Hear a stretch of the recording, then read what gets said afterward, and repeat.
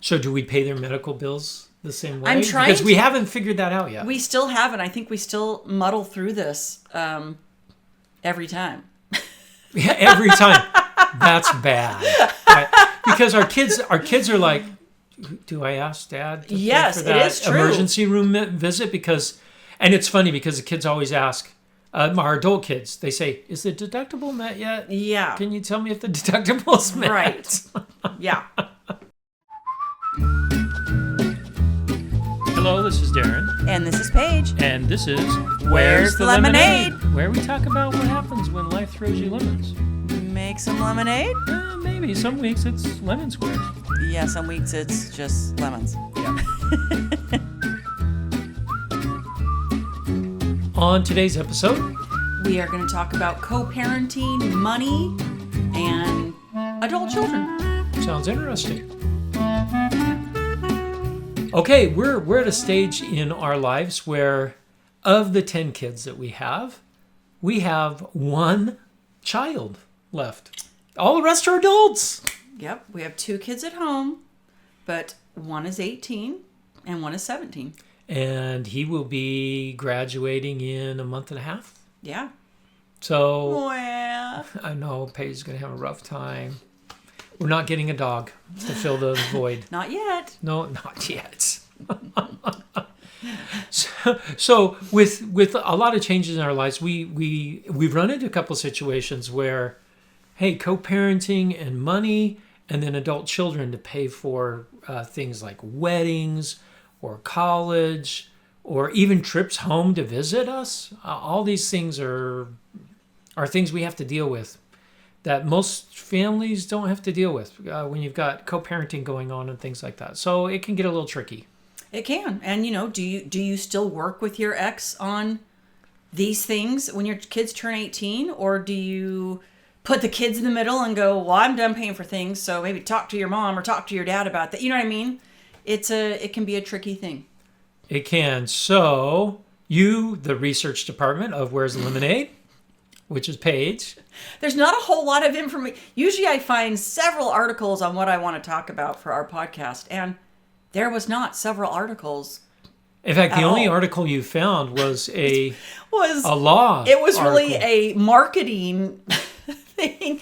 It was like, call 1-800-LAWYER and we'll help you with these. And then it talked about why you would want to call them, and and it talked a little bit about in their state. I don't remember what state this was in, what happens when a kid turns 18. So the only thing I could find was like Reddit articles of people that were talking about it, but I didn't find any written, published articles on this topic. So what spurred you to come up with this topic? Was it something on Facebook, or was it our own experience? What was it? Both. We've had our own experience, which we'll get into in a minute. And then I looked on our Facebook Blended Families group, and people were talking about this. And how do we handle this when the kid turns 18 and they still need things and they still might need, financial support, or, how are you dealing with this? So that's how I came up with it. So it is a little different in each state, but most states have a child is still under the parenting agreement, which means child support is paid and split cost on extracurriculars, whatever the court order is. But most of it is when they're 18 and they graduate from college or high school, or 19 years old. So you have to be. So we had one case where Julianne was 17 when she graduated from high school. So we still had to pay for her extracurriculars for a couple more months until she turned 18. Right. But in the case of many of our other kids, they actually turned 18 well before they graduated, but they were still part of the parenting agreement until they graduate from high school. Yep, that is true. So when that happens, when your child graduates from high school, it's a party. Is that it? That's it? You're done? You're done. That's it. Like, you know what I mean? Like, it's an interesting thing. So, this is something that maybe when you get divorced, when your kids are little, you do not think about putting anything about this in your divorce decree, about what happens when your child turns 18. We actually did in mine.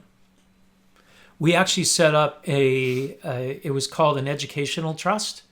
for the kids. Because we knew they were, and we had the benefit of one of our kids was already 17 when we got divorced. So we knew, hey, I got to pay for school or missions or weddings, whatever the case may be. So we actually set up a trust and put money into that trust every month. That later on got dissolved, which turned out to be good and bad, right? Right. Because if the trust was still there, then there's no questions when they're adults. The money's already been set aside. But in your case, everything in the trust was from your income, from your... Well, because my Right. ex didn't have an income. Right. But I'm just saying, that changes over time, Yeah, right? yeah, Things that change. changes So over I time. was kind of glad when it was dissolved because, then it was more of an equal balance. But now, every time there's an event, like a wedding, I'm not communicating with my ex how much money I'm putting up. Right. Our kids get put in the middle. Yeah, they do. They Right? do. Instead of saying, hey, there's a certain amount of money allocated for weddings from the trust. So Right. it's a double-edged, there's benefits and Right. cons to each side. Do you think it would be beneficial to put something specific in the divorce decree for when your kids turn 18? I think so. Do you think that's a good idea? I think so. It would alleviate some of the awkwardness that happens sometimes. Yeah. Because like I said, when your kids are adults. little, you don't think about, okay, so your kid turns 18, your kid goes to college. First of all, you have to decide who's paying for college. Is the kid paying? Is the mom paying? Is the dad paying? Are you both paying, right? Who's doing that? Then, how about health insurance? Is the person still paying for health insurance? What about when your kid goes to the doctor, we will talk about this, and have a huge bill? Are you splitting that?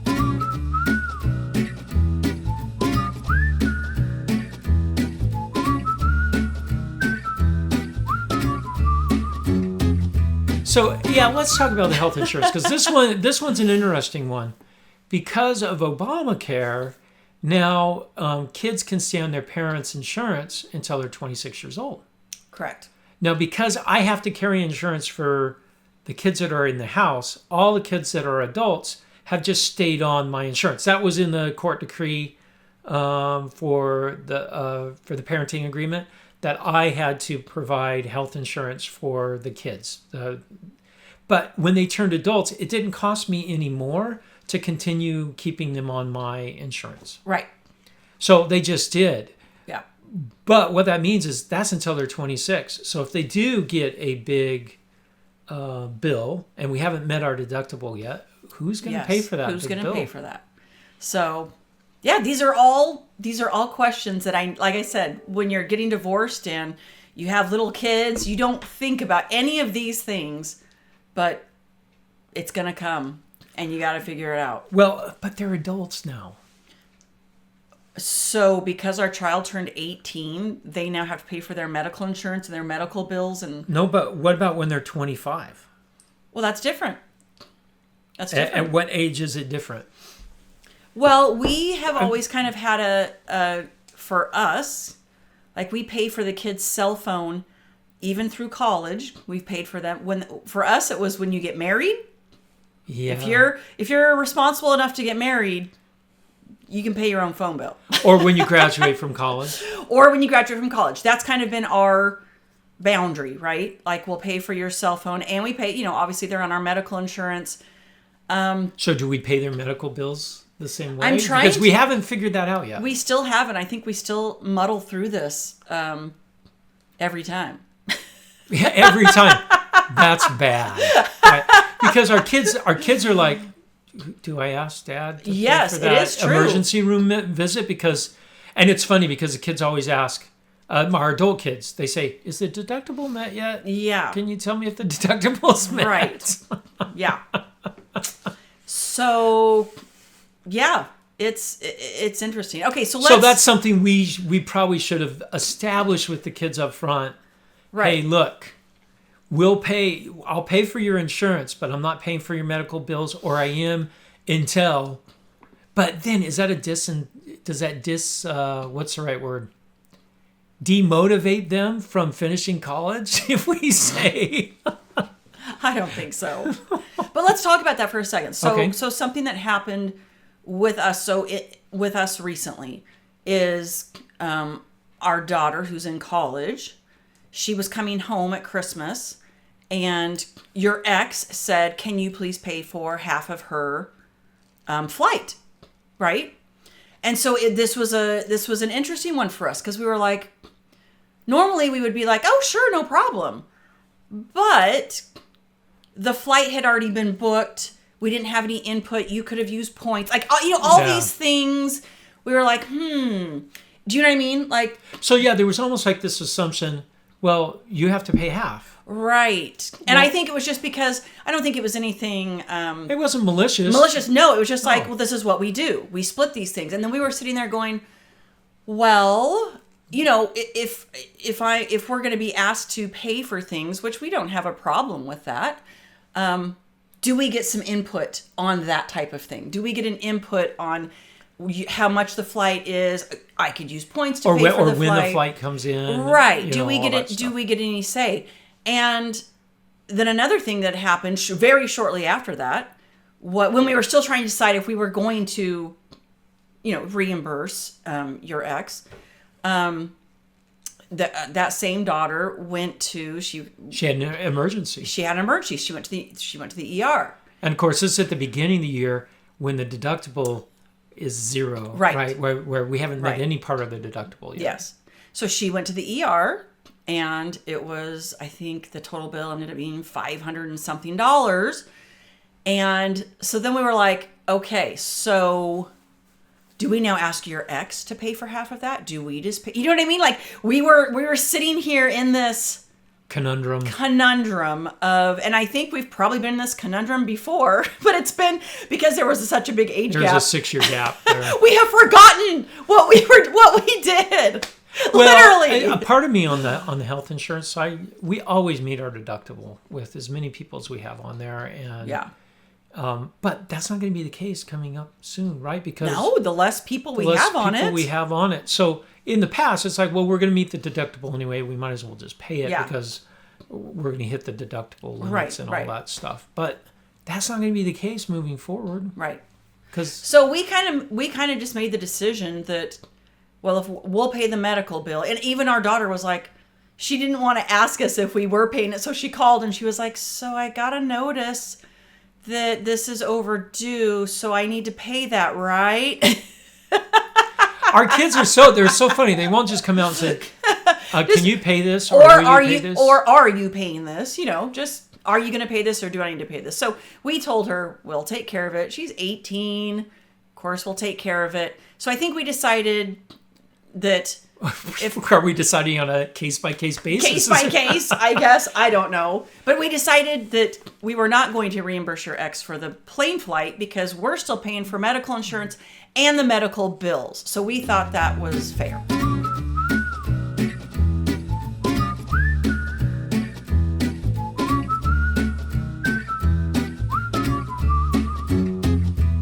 I don't know if that's it's funny because nothing's written down. No. Because this is outside the realm of the parenting agreement. Yeah.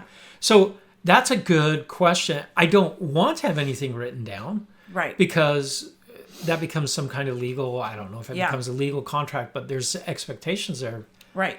So this one's... And dental, we still pay for dental for the kids. And, college kids, we pay for their phones.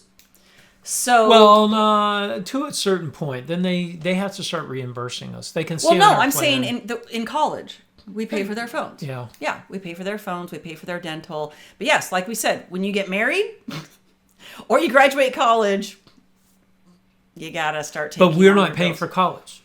We do not pay for college. We pay for 1 year of college.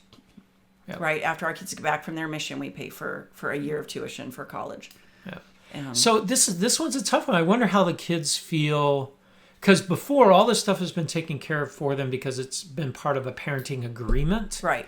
Now there's a lot of foggy, misty things in the middle, and now they're in the middle trying to navigate this. So I wonder how that is for them. I mean, our kids don't even pay for their own gas, which some of you may just be gasping right now thinking our kids are entitled. They are entitled. They are entitled. But the reason why, especially for your kids, is we have the car, we pay for the repairs, we pay for the registration, and then your ex pays for their gas. Right. And that's an agreement that we have with my ex. That was an agreement. And yeah, so now, like, I can't remember what we did with our others. I'm definitely not paying for their gas when they come home and use our cars.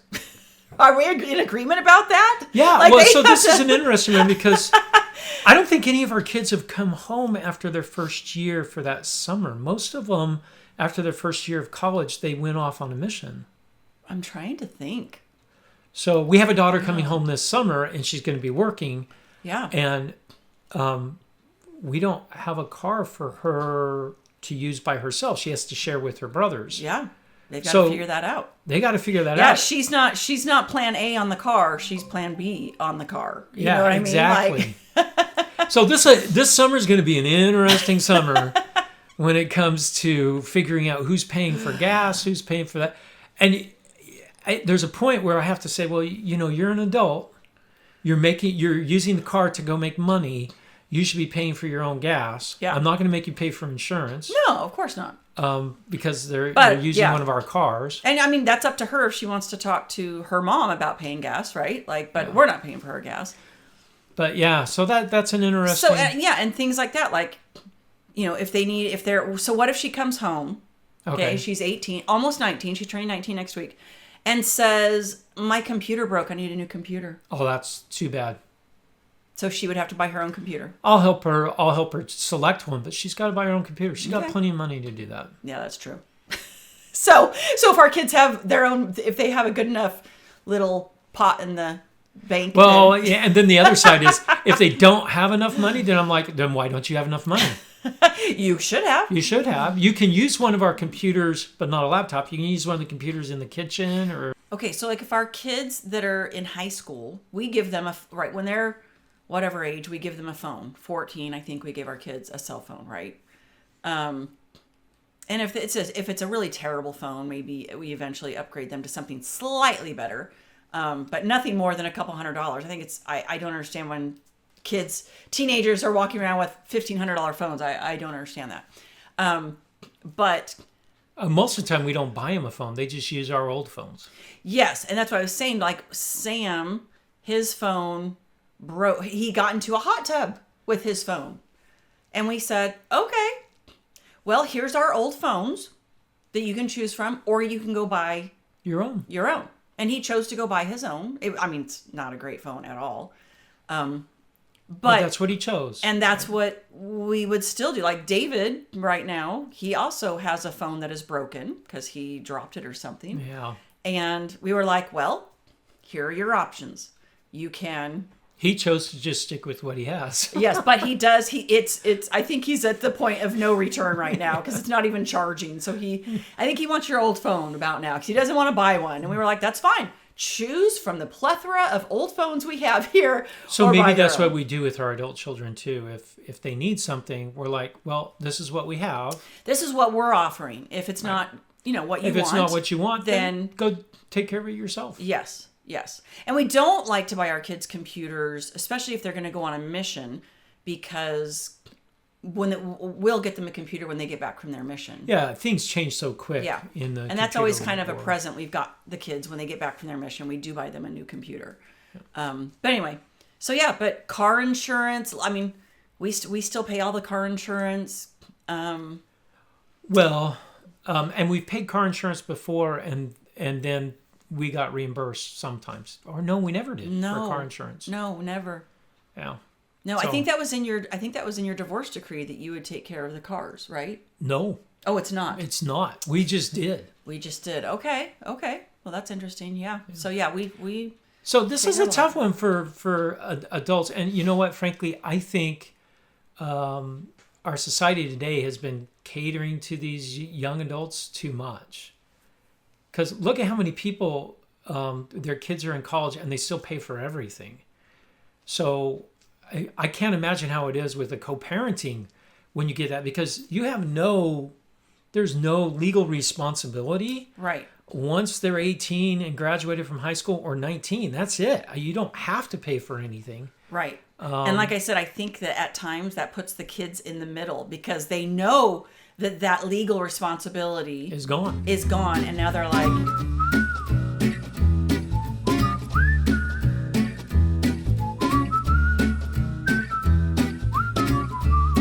Well, this can also lead to some other interesting things, like kids playing their parents against each other. hey, I need $400 for this thing at school, and then they go to the other parent and ask for the same $400. Yeah. Well, good for them if they figure that out.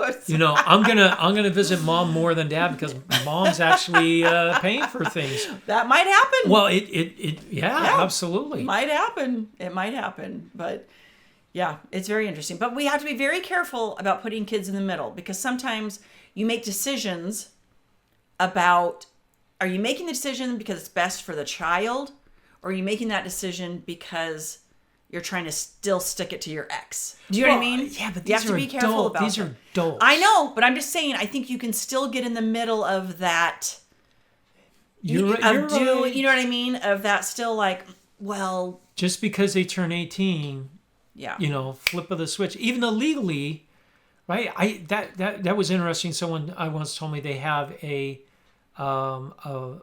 nephew that is Down syndrome. So when he turns 18, he's an adult.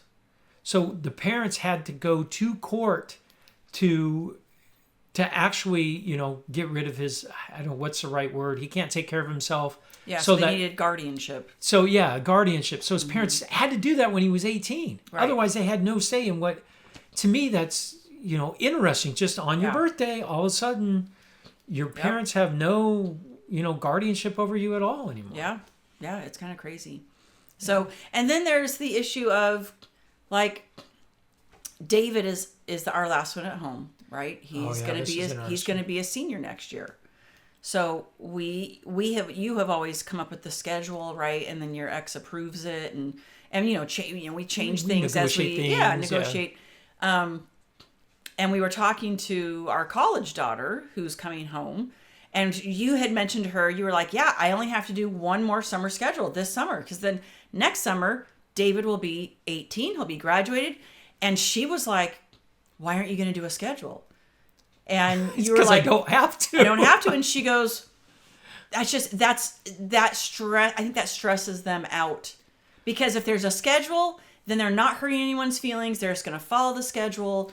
And our adult children that are already out, they take advantage of that schedule that we have with the younger kids that are under the parenting agreement still, because they just follow it. They just do whatever the schedule says. Not as strict as, No, but the older they get, the less they follow it. But I think they still appreciate that we had it, and so that they could follow it makes things a lot easier. Like, oh, okay, we'll be with you Monday and Tuesday, and then we'll be with mom Wednesday and Thursday. Like that, it makes things a little easier. So it does. So this is going to be very interesting next year. Yeah. She says, well, she goes, if it were me, she goes, I would make up a schedule. Do you know what I mean? Like, just like, here's the schedule that I'm going to, so we'll see. We'll see what she does this summer. Because she doesn't have to adhere to the schedule that we come up with. She doesn't. I think she plans to mostly follow it, but be a little flexible. Flexible. Yeah. I think that's what she's. So this is an interesting transition for us. It really is. It really is. I'm excited about the transition. I think I'm more excited than you are.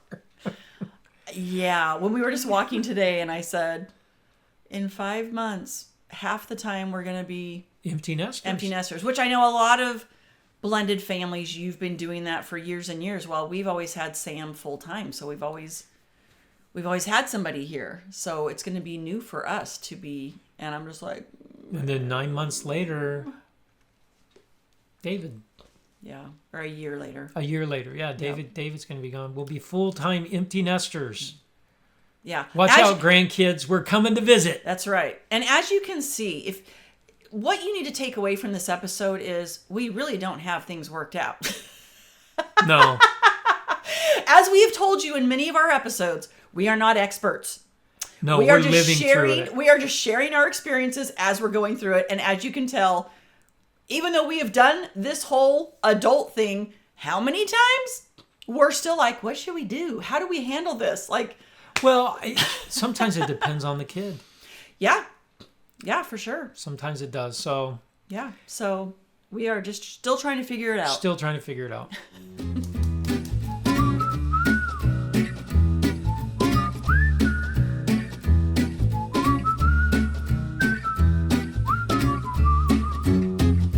All right, our lemonade moment of the week has to do with a once in a lifetime experience. At least for me, this is something I've always wanted to experience. Yes. So Darren he really wanted to go see the total eclipse. Now, I was hesitant Yeah. because we got back the week of the total eclipse, or the week before, I guess. Anyway, we got back from Europe on a Tuesday night, and you wanted to then leave on Saturday morning at 5:30 a.m. to leave again to go to Texas to see the eclipse. And I was just like, oh boy. Well, I just wanted you to experience seeing a stack of rocks at Stonehenge and then seeing a big rock move in front of the sun. That's all I wanted. You know, exhilarating. Seeing the stack of rocks at Stonehenge, exhilarating. Well, what about the big rock in front of the sun? That was cool. That was actually it was awesome. But I'm glad that we decided to do it because it was funny. We get there and, you know, we're luckily the total eclipse was in Austin where our grandbaby is and our son and daughter-in-law. And then we had another daughter and her husband coming because they wanted to see the eclipse. So we were going to be visiting with them for the weekend. But the morning of the eclipse, it was cloudy. Complete cloud cover. And we're sitting there going, and our son-in-law said, we're not going to get to see it. And I was just like, you know what? It's still been a great weekend. We have been able to spend this weekend with, our grandbaby is just about the cutest thing on the planet. He's so cute and happy. Check out our website. You can see pictures. Oh, he's adorable. And we got to spend time with our kids, and so it was great. And then like 30 minutes before the total eclipse, the clouds part completely. Yeah, it was pretty incredible. Until about 10 minutes after the eclipse, clouds back. Like, whoa! It was much more moving than I thought it was going to be. It was really cool. It got dark. The birds stopped chirping. It was cool. Yeah, it was super cool. It was cool. But even if we would have not have seen the eclipse, we still got to spend time with our family and play with that cute grandbaby.